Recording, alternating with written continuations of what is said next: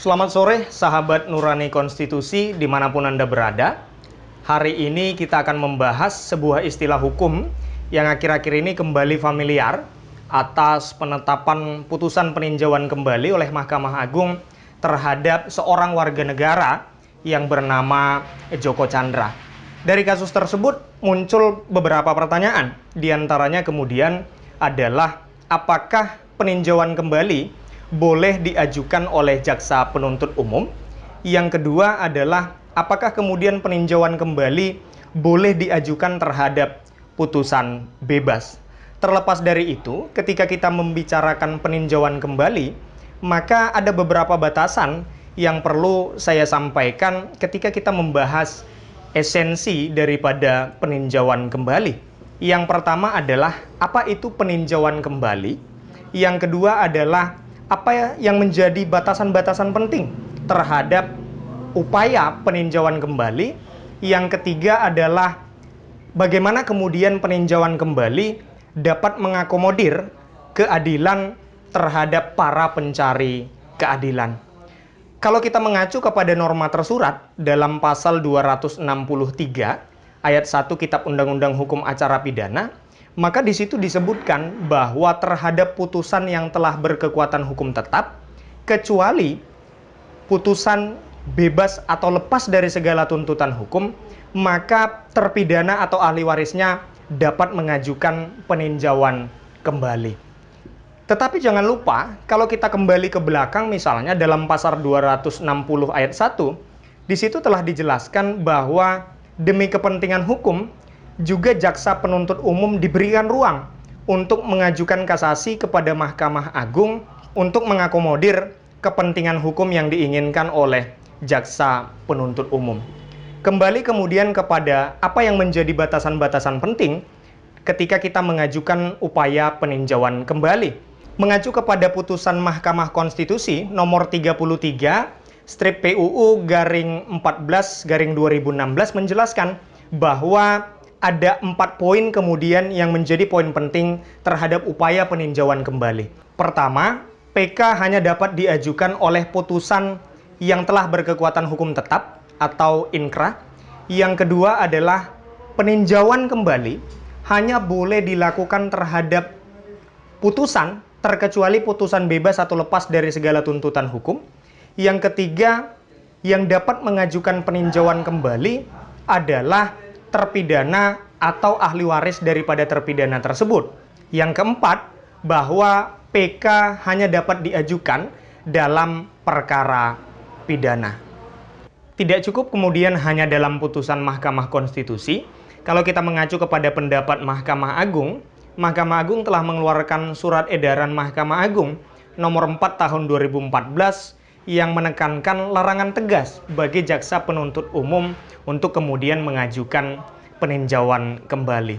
Dari sinilah kemudian kalau kita menafsirkan secara tekstual gramatikal norma-norma yang telah ada, baik dari Kitab Undang-Undang Hukum Acara Pidana yang kemudian dikuatkan dan dijabarkan oleh putusan Mahkamah Konstitusi, yang juga kemudian diacu kepada surat edaran Mahkamah Agung, poin penting daripada peninjauan kembali adalah upaya hukum luar biasa yang boleh diajukan kecuali terhadap putusan bebas atau lepas dari segala tuntutan hukum dan tidak boleh dilakukan kemudian oleh jaksa penuntut umum.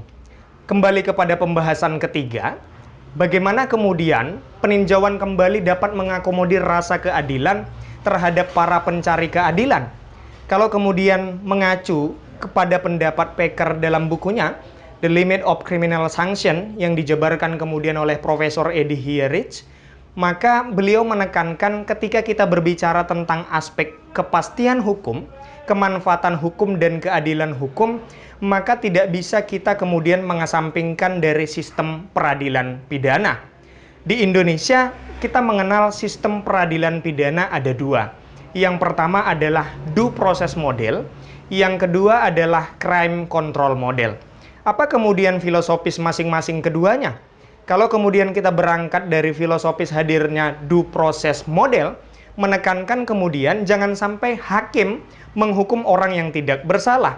Sementara crime control model adalah upaya hukum yang kemudian dalam sistem peradilan pidananya didesain untuk jangan sampai kemudian pelaku kejahatan lolos daripada kejahatan yang dilakukannya.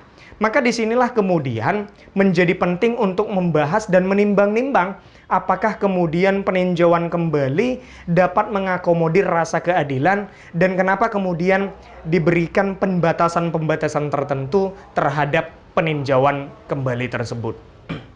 Maka sahabat nurani konstitusi sekalian, kalau kemudian kita berbicara tentang penjabaran norma hukum material, apakah kemudian boleh norma hukum material ini dijabarkan lebih luas daripada apa yang tertulis?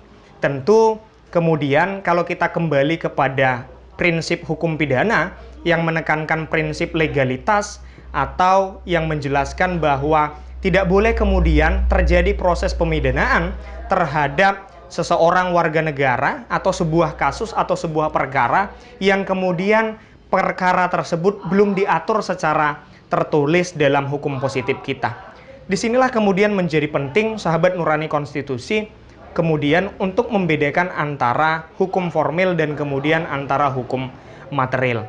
Kalau kemudian mengacu kepada pendapatnya Packer tadi, begitu banyak kemudian putusan-putusan pengadilan yang kemudian mengakomodir prinsip daripada kemanfaatan dan keadilan yang kemudian dalam pelaksanaannya mengabaikan aspek kepastian hukum. Sementara juga ada banyak dalam putusan-putusan pengadilan yang mementingkan atau mengutamakan aspek kepastian hukum, tetapi mereka mengabaikan aspek kemanfaatan dan keadilan.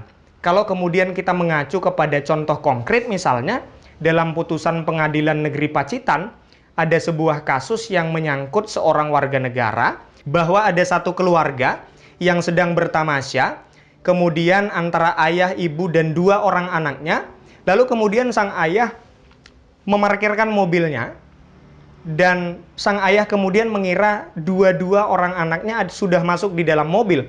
Sementara kemudian 1 orang anaknya masih ada di belakang dan kemudian tergilas mobil dan meninggal dunia. Apa yang kemudian terjadi? Bahwa kemudian sang ayah dibawa ke persidangan dan kemudian ibu dari seorang anak tadi stres bahkan cenderung gila. Apa yang terjadi sahabat nurani konstitusi kemudian? Bahwa kalau kita berbicara tentang aspek kepastian hukum, maka tentulah perbuatan daripada si bapak tadi akan memenuhi unsur delik.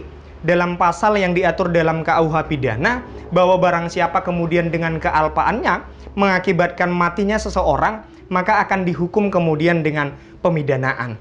Tetapi apa kemudian yang diputuskan oleh pengadilan? Pengadilan memutuskan dalam putusannya bahwa terbukti secara sah dan meyakinkan melakukan perbuatan pidana, tetapi tidak dibarengi dengan unsur pemidanaan. Kenapa kemudian tidak dibarengi dengan unsur pemidanaan? Karena disitulah kemudian sang hakim berbicara tentang aspek kemanfaatan dan keadilan hukum. Apa kemudian yang menjadi kemanfaatan dan apa yang kemudian menjadi keadilan ketika seorang anaknya masih terkatung-katung tidak ada yang merawat, sementara ibunya sedang stres dan bahkan gila, atau kemudian sedangkan ayahnya berada di penjara. Itulah kemudian filosofis hakim pengadilan negeri tersebut untuk menyatakan putusannya bahwa kemudian terbukti secara sah dan meyakinkan melakukan perbuatan pidana, tetapi tidak dibarengi kemudian dengan unsur pemidanaan. Disitulah kemudian ketika berbicara tentang hukum acara atau pelaksanaan daripada hukum formil yang ada, penekanan esensi legalitas tersebut mutlak perlu untuk diperhatikan. Bagaimana kemudian kita berbicara tentang esensi legalitas itu harus ditaati untuk menjamin rasa keadilan daripada para pencari keadilan terhadap putusan pengadilan yang dijatuhkan kemudian kepada warga negara. Atas dasar inilah kemudian kita dapat menyimpulkan bahwa untuk persyaratan formalitas ketika tidak dapat dipenuhi, maka tidak dapat kemudian diajukan peninjauan kembali atau upaya hukum luar biasa tersebut. Maka sahabat nurani konstitusi sekalian, disinilah yang menjadi poin penting bahwa ketika menyangkut tentang konsep hukum acara, tidak boleh kemudian nanti Mahkamah Agung mengingkari apa yang kemudian sudah diputuskan oleh Mahkamah Agung. Bagaimana kemudian tadi kita berbicara tentang norma yang ada dalam KUHP, bagaimana kemudian kita berbicara tentang norma yang ada dalam putusan Mahkamah Konstitusi, bagaimana kemudian kita berbicara tentang norma yang diatur melalui surat edaran Mahkamah Agung yang memberikan penekanan-penekanan terkait dengan peninjauan kembali. Lebih luas dari itu, menyangkut keadilan substantif, tentu boleh kemudian berbicara tentang kepastian, kemanfaatan, dan keadilan ditafsirkan oleh masing-masing penegakan hukum. Karena kalau kemudian kita berbicara tentang kepastian, kemanfaatan, dan keadilan, tidak bisa kita membagi secara ansih 33,3, 33,3 atau 33,3 secara presentasi, tetapi kemudian based on case, apa yang kemudian menjadi perkara, apa yang kemudian melatar belakangi perkara tersebut terjadi, tanpa kemudian mengabaikan aspek-aspek hukum positif yang ada untuk kemudian mengatur atau menjamin rasa kemanfaatan dan keadilan dalam suatu perkara terhadap para pencari keadilan. Terakhir, sahabat nurani konstitusi sekalian, bahwa Profesor Dr. Jimli Asidiki pernah mengatakan bahwa ketika kita memaknai sebuah norma, maka tidak cukup kemudian memaknai sebuah norma hanya secara tekstual gramatikal, tetapi harus memaknai secara filosofis, sosiologis, bahkan yuridis pembentukannya. Tetapi dalam hal ini, dalam konteks hukum acara, penegak hukum tidak boleh kemudian memakai atau menjabarkan lebih luas apa yang sudah dituliskan oleh hukum acara kita. Karena disitulah kemudian esensi daripada perlindungan hak-hak asasi manusia seorang warga negara ketika dia diperhadap-hadapkan dengan pengadilan yang diwakili oleh pengadilan negeri, pengadilan tinggi, maupun Mahkamah Agung dan lain sebagainya dalam proses penegakan hukum dari lembaga penegak hukum kepolisian, bahkan kejaksaan sekalipun. Saya kira demikian penjelasan dari saya tentang apa itu peninjauan kembali, dan kalaupun kemudian terjadi sebuah diskursus atau perdebatan-perdebatan tentang isu-isu hukum ataupun kemudian istilah-istilah hukum, maka tentulah kemudian kita perlu membahas hal tersebut dalam gagasan ius constituendum ke depan. Tetapi dalam konteks penegakan hukum acara pidana, maka penegak hukum harus mengacu kepada hukum terkini yang sudah dijabarkan atau dituliskan atau dibentuk kemudian oleh para pembentuk undang-undang untuk menjamin prinsip penegakan hak asasi manusia terhadap seorang warga negara yang diduga melakukan perbuatan pidana. Saya kira demikian, saya ucapkan terima kasih. Salam konstitusi.